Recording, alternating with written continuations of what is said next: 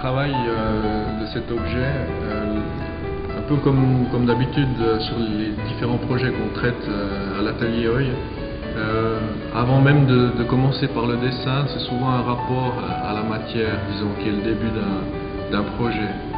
Et particulièrement pour ce projet, c'était peut-être même avant le rapport à la matière, l'idée de travailler sur une thématique. De se poser la question si en partant d'un son, on pouvait trouver une forme. Donc tout d'abord, la recherche c'est tourner autour du son, tourner autour même peut-être de références dans des instruments. Et ça nous a amené sur une structure, et de cette structure, ça nous a amené à un matériau qui avait une résonance avec le son, et qui donnait aussi à la fois une sonorité mais aussi une vibration. Et cette vibration devenait un des éléments de composition du jeu avec la lumière. On est parti du son, on a un peu analysé en fait, en partant d'un son, des typologies d'instruments, ce qui nous a amené à trouver une matière, trouver une forme, trouver des longueurs, trouver ainsi des densités, peut-être même des sonorités différentes, qui ont amené au développement du projet. Et toutes ces tiges qui dessinent le projet sont suspendues et puis fonctionnent selon leur centre de gravité. Donc c'est pas une architecture qui est dessinée, qui est maîtrisée, ça veut dire qu'on joue avec quelque part avec le rapport de la densité de la matière, du poids de la matière, et puis le comportement, elle va chercher sa position. Donc ça c'est un élément, donc on a une architecture, quelque chose qui a une volonté de quelque chose qui est relativement strict, et une fois en mouvement, l'objet fait peut-être référence plus à un objet qui devient plus fluide, un peu quelque chose aquatique.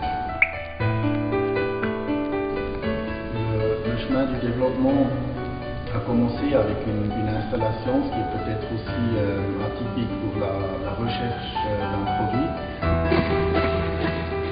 Über eine Installation, und bei einer Inszenierung ist es sehr spannend, weil man natürlich Licht und Schatten inszenieren kann. Man hat auch die Möglichkeit, Dinge auszuprobieren, welche über einen Strich eigentlich nicht möglich wären.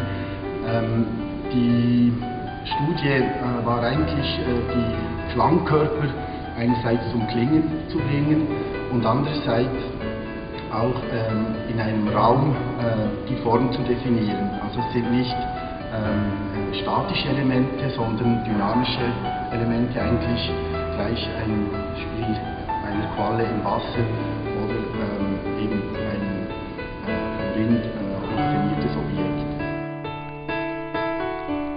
Die Studie für diese Klang- und Lichtkörper begann im Kulturzentrum in Mailand.